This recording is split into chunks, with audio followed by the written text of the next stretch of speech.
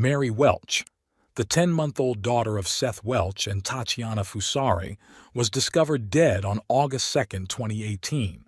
Instead of immediately seeking medical assistance upon finding her lifeless body, the couple contacted their legal team first.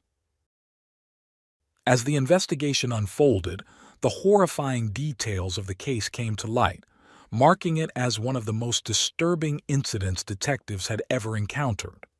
While they had witnessed children suffering from severe malnutrition before, the sight of Mary moved them to tears. It was the most heart-wrenching and shocking case they had ever worked on.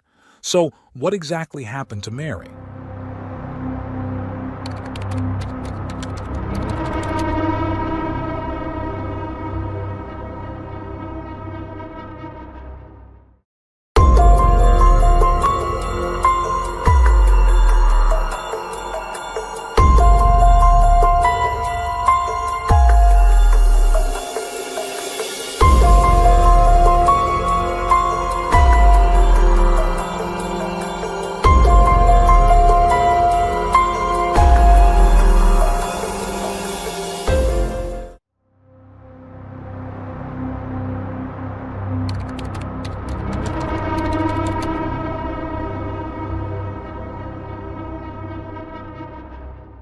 Kent County, nestled in the heart of Michigan, is home to a lively community of 657,000 residents.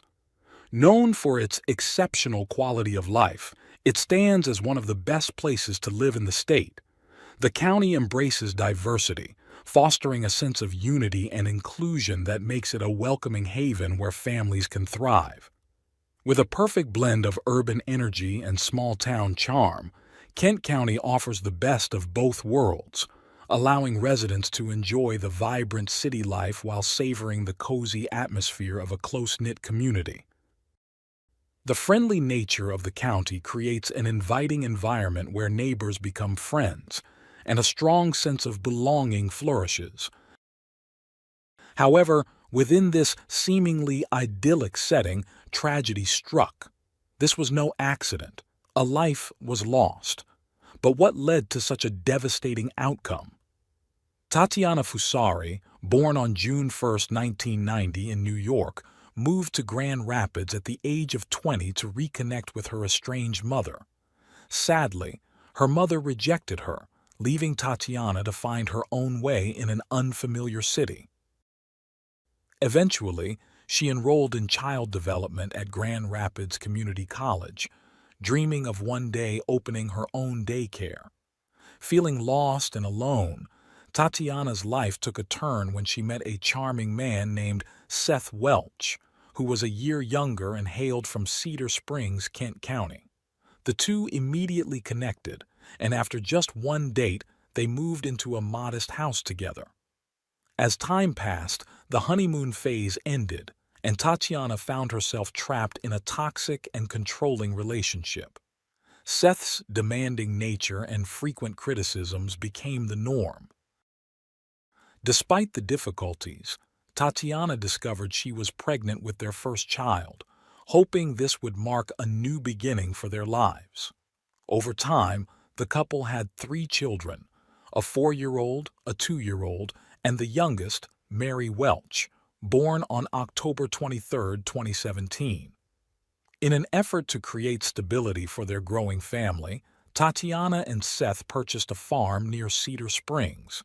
Yet, just when Tatiana thought life might improve, Seth's behavior became even more troubling.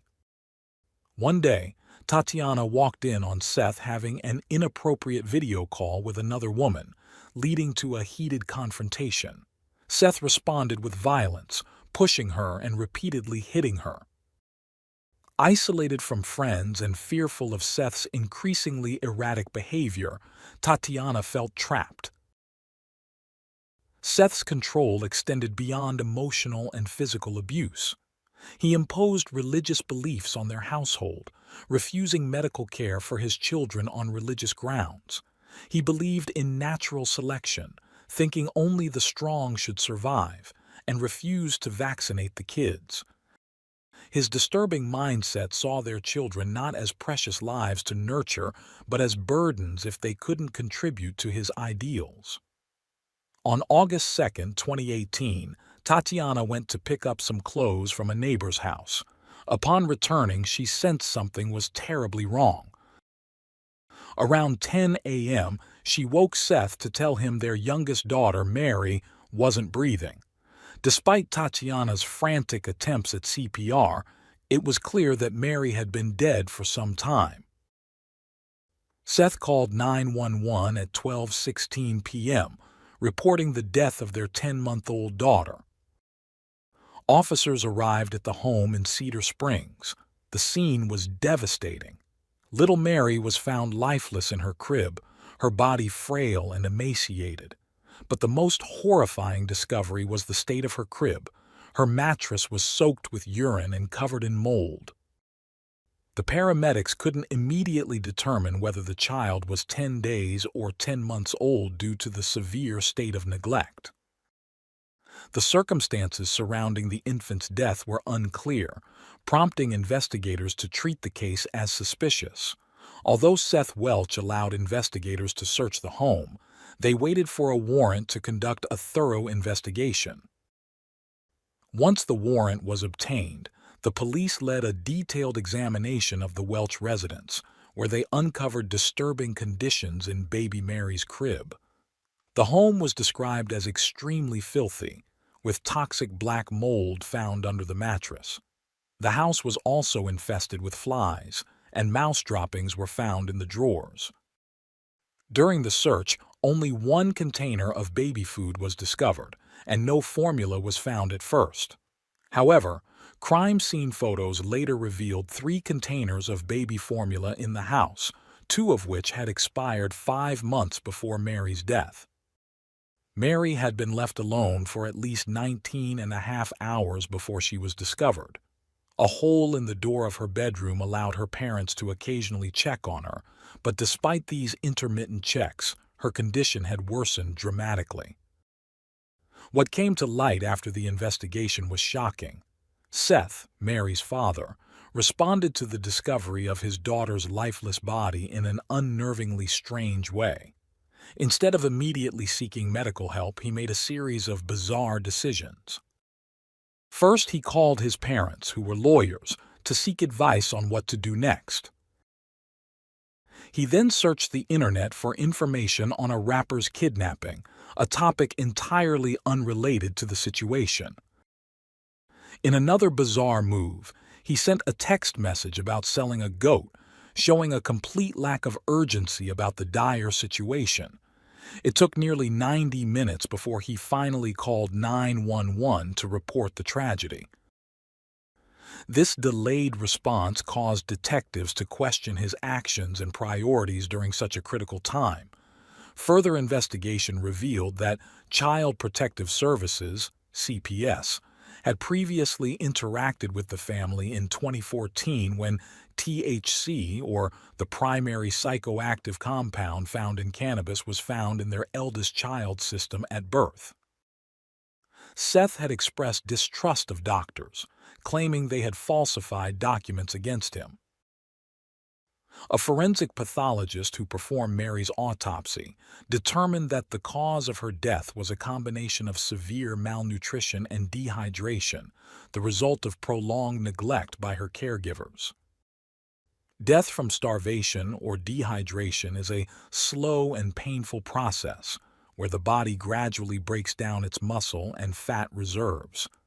At 10 months old, Mary weighed only 8 pounds, almost the same as she did at birth. Her body had become so weak that she couldn't move her arms or legs, crawl, or even lift her head. He also noted that Mary's condition was not sudden. It resulted from chronic malnutrition that had likely lasted for weeks or even months. She lacked the strength to cry for food or water and simply suffered in silence until her last breath. The couple was summoned to the Kent County Sheriff's Department in Michigan for questioning on the same day. During her interrogation, Tatiana broke down immediately when asked how many children she had. displaying a flood of emotions. While it seemed like genuine grief, detectives wondered if it was an attempt to gain sympathy or if she was afraid for her future, especially since she had waited hours to contact the authorities and had consulted lawyers first. Meanwhile, Seth, in a separate room, showed no emotion and appeared to be in good spirits, acting unaffected by the death of his 10-month-old daughter. Despite Seth's lack of remorse, detectives were closing in on the truth. They used various strategies to get Tatiana to talk, including appealing to her maternal instincts and suggesting that Seth was solely responsible for Mary's condition. One detective asked Tatiana to put herself in the shoes of the officers who were called to the scene and discovered a severely malnourished child. He emphasized how thin Mary was and how unbelievable it was that she could have lost so much weight in just 2 days. Though Tatiana came across as a concerned and educated mother, she tried to minimize her role in the tragedy by claiming she didn't realize something was wrong until it was too late.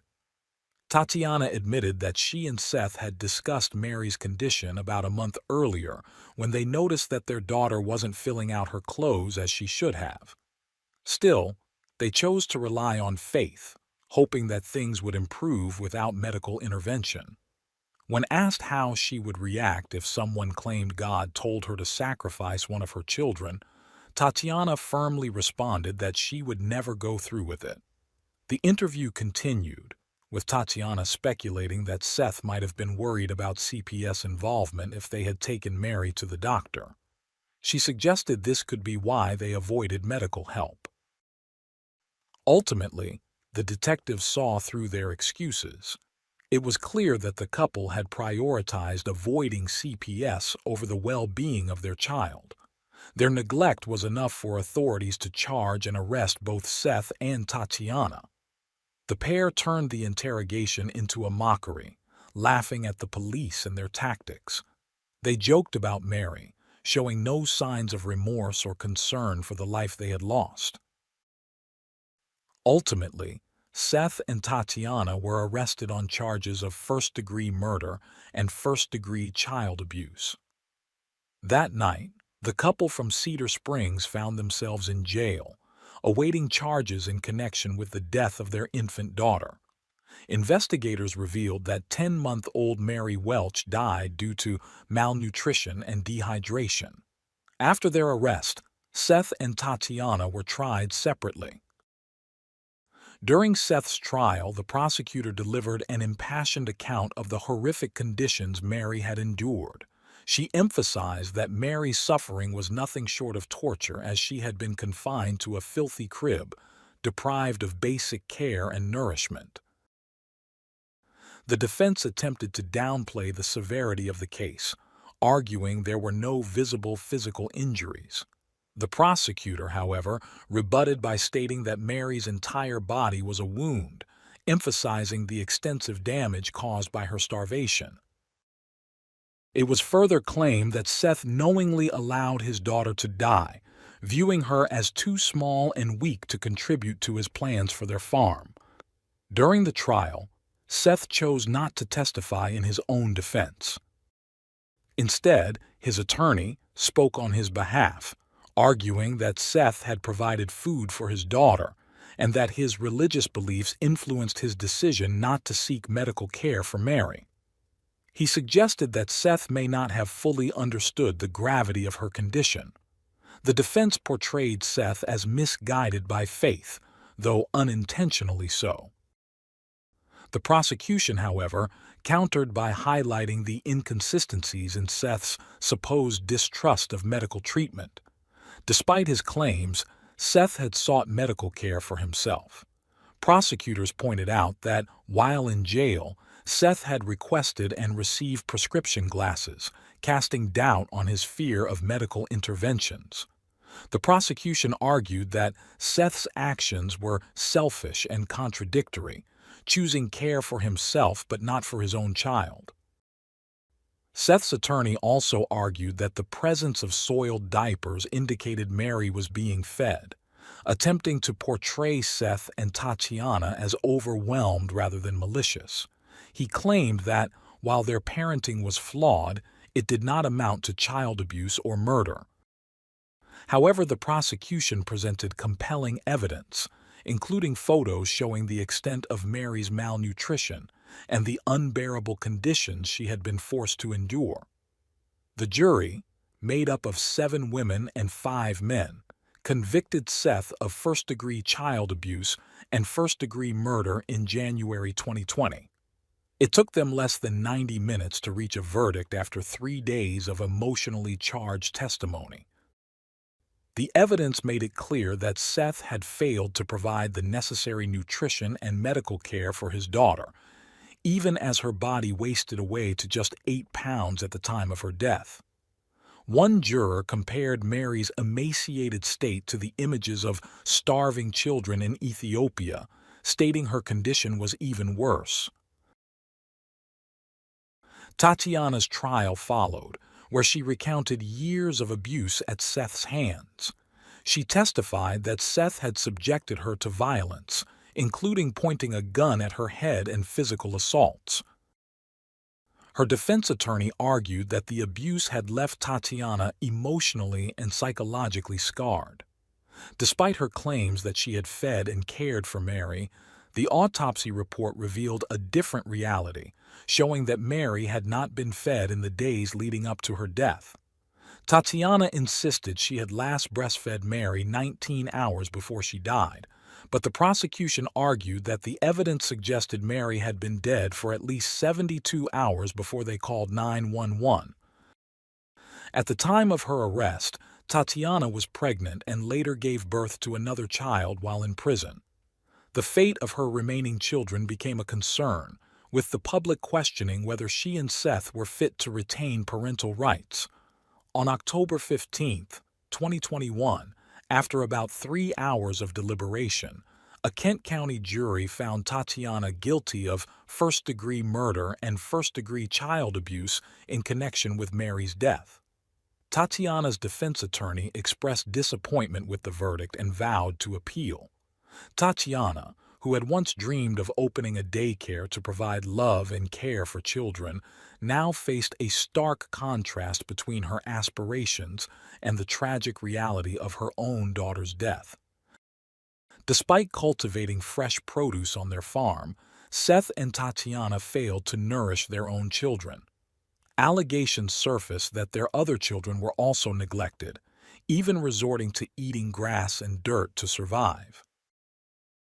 As Seth and Tatiana awaited their fate, their surviving children were placed in the care of relatives and foster homes. The case left many questioning how 2 parents could neglect their children so severely and what role Tatiana truly played in the tragic events. Was Tatiana another victim in this story, or did she share the blame? Did their other children face similar neglect?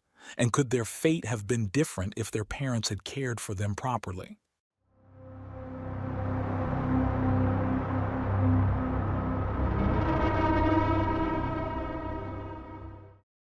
Thanks for tuning in to Unreal True Crime. If you're intrigued by mysteries from around the world, check out our new channel, Latin Crimes, where we dive into the gripping true crime stories of Latin America. Don't miss out. Subscribe now for more thrilling investigations.